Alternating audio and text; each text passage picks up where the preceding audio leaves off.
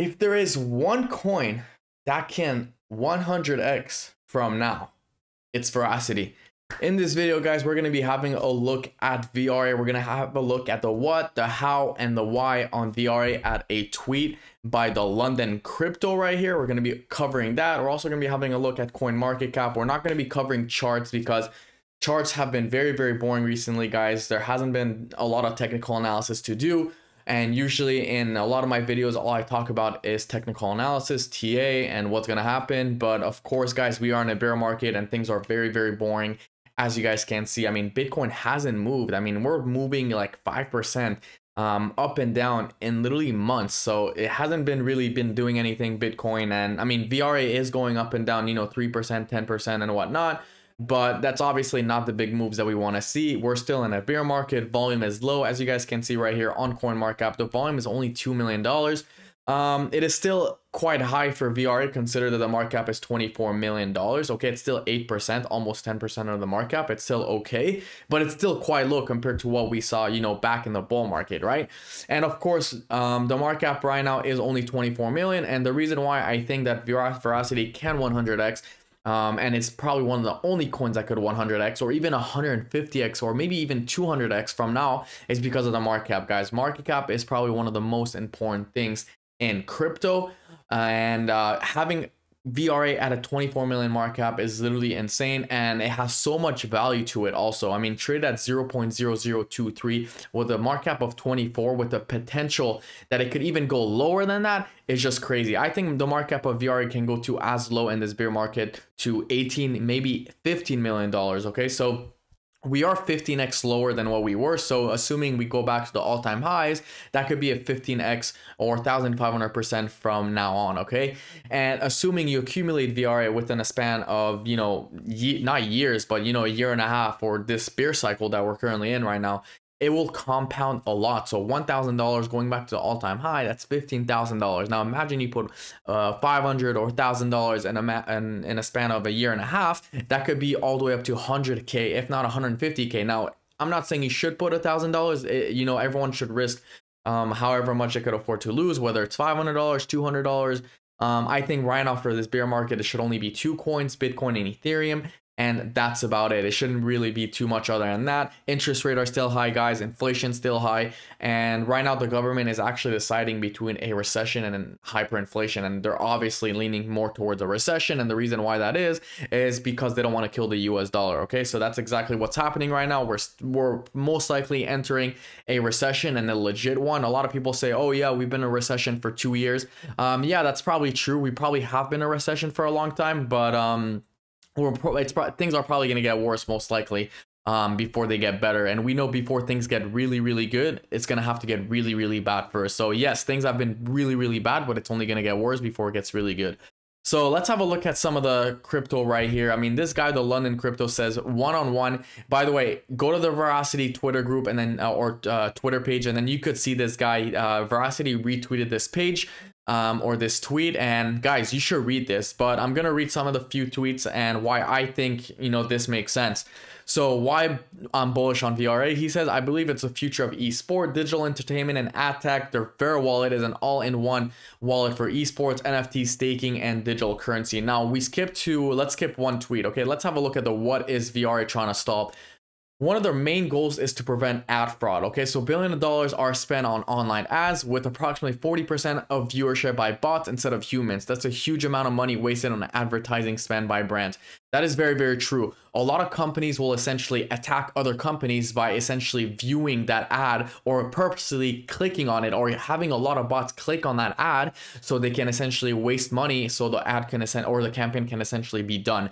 So that's what's happening right now, and that's what VRA is trying to solve. So VRA is definitely here to stay despite the low market cap cryptocurrency. So how VRA provides a solution? VRA uses patent POVs, which is proof of use software, to solve several problems. It utilizes 200 touch points with AI to determine whether a bot or human is watching an ad or real time.